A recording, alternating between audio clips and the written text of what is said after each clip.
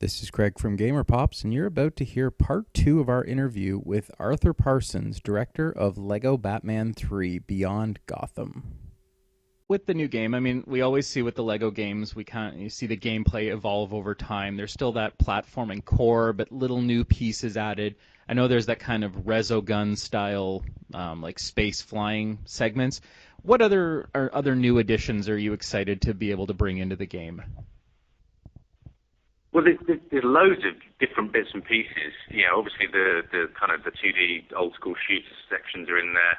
We've also added in back computer missions, which are the kind of virtual reality, I guess, missions where you play as two sort of like clone characters in a variety of different gameplay styles, and they are just something new, something different that we were just experimenting with, and we thought would be an interesting kind of way to try some different bits and pieces out, and they became really exciting. So we put quite a few of those in there.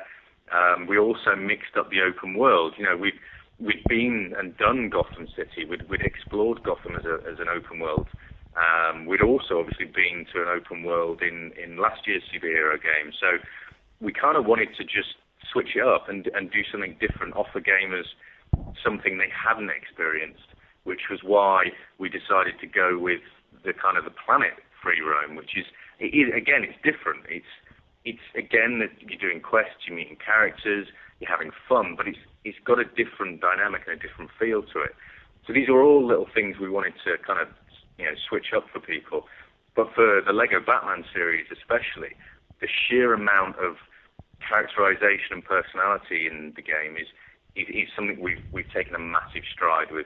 Adding in weird and wacky finishing moves and loads of extra jokes and gags and just stuff that people won't expect, as well as all the little Easter eggs. The whole 1960s mode.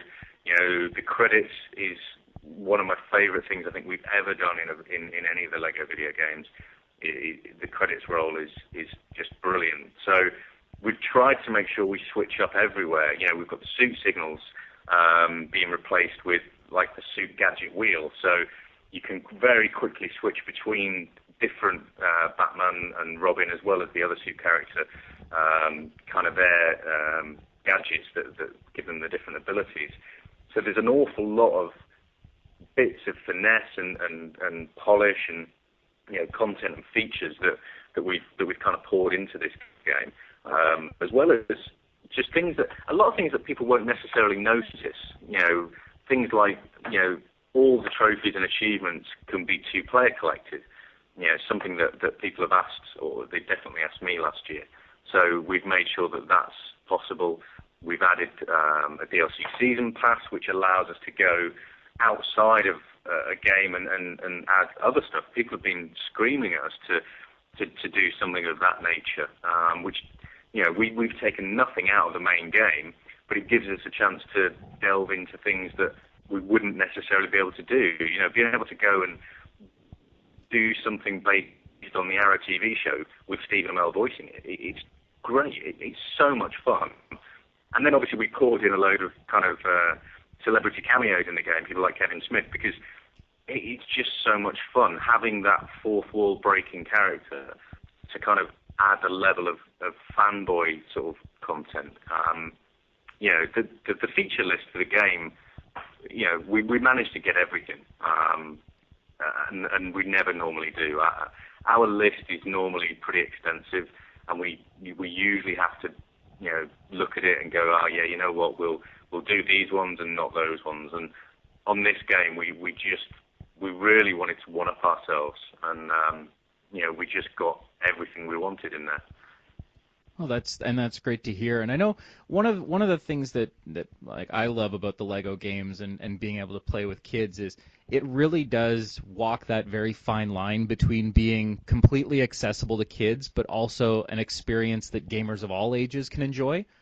How much of a challenge is that? Like, I know a lot of the stuff you're talking about, getting into Arrow, getting into the '60s Batman is maybe throwing a little more towards that, that older crowd, the grown-ups. But when you guys are building a game that really everyone can play, how hard is it to kind of make sure that it stays, so that it works for everybody? Well, it's weird. It's kind of come about with, with the evolution of the Lego titles.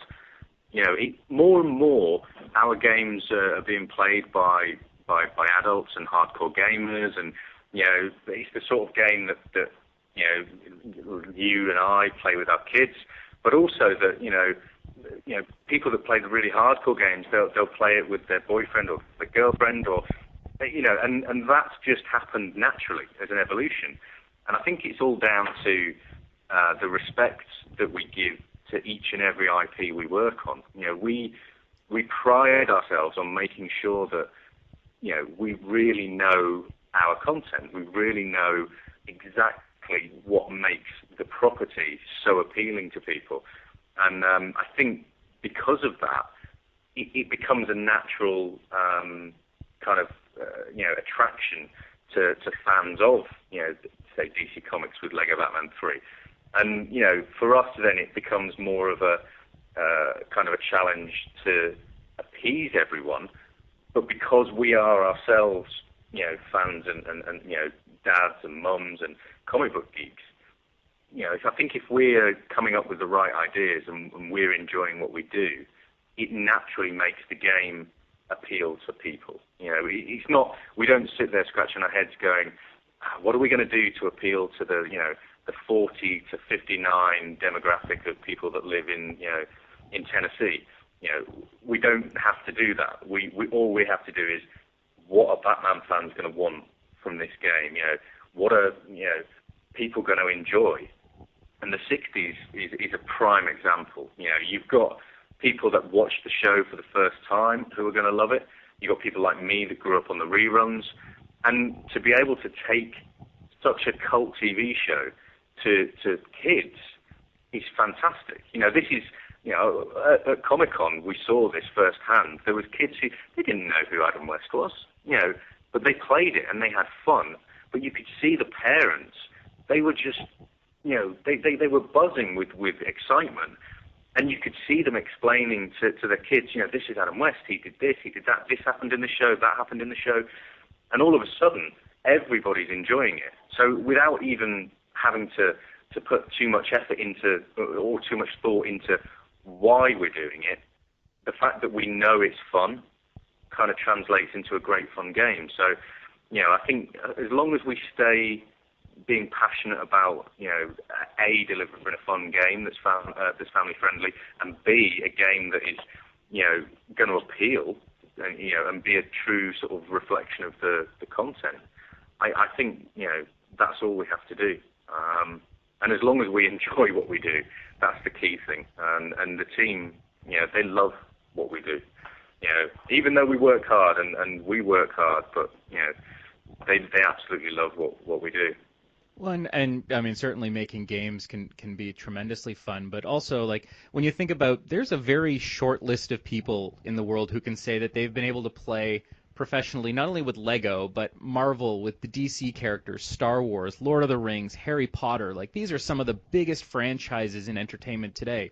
And you're one of the people that's actually had the chance to work with all of those. Like, how does that feel when you kind of go home at the end of the day and realize just, here's billions of dollars worth of awesome characters and licenses and, imaginary worlds that you've had the chance to put your stamp on? Oh, you did. Tell me about it. One of the most regular questions I ever get is, what brand or franchise would you want to work on? And, I have to just look and just go, well, hold on. Look at what we have worked on. I never ever dreamed I'd be able to make Lego Harry Potter. Yeah, I made, 2 Lego Harry Potter games. When we made Lego Batman 1, I never realized that we would end up coming back to it, not once, but twice more. I know one of the obviously the biggest themes of the Lego movie was that you can mash all of this stuff together, and that's what makes Lego great. Is we've got our Lego Chima and we've got our Lego Star Wars characters at home, and they all play together. Do you think there's any chance that we might see universes collide in Lego video games? Is that something that could ever happen? It's one of those, Greg. It's you just have to sort of like say who knows. For me personally, I kind of work on a project, and then once everything's kind of wrapped up, then I'll be told what's next for me. But other than that, I never look any further than what I'm on, because we have to be so focused to do what we do. So who knows what's around the corner? It's going to be exciting, whatever it is. But we just all at TT just every day just count our lucky stars to be able to work on such fabulous stuff. And like you say, to be able to go into these sort of brands, to be able to have kind of the keys to the whole DC spectrum, and to be trusted to do that, to be trusted to go and make the game that we want to make. It's fantastic. So for me, I can't wait for the reception for the rest of the year for Lego Batman 3. Have a holiday, and then we'll worry about what's around the corner. Sounds like a good plan. I know, in the future, if you guys could ever get like Lego Marvel versus DC or bring those together, that might be Nobel Peace Prize worthy, because those companies just do not seem to get along. So. Well, everybody gets along in one way, shape, or form. So, for us, we just really, really hope that everyone goes out, plays the game, and has fun.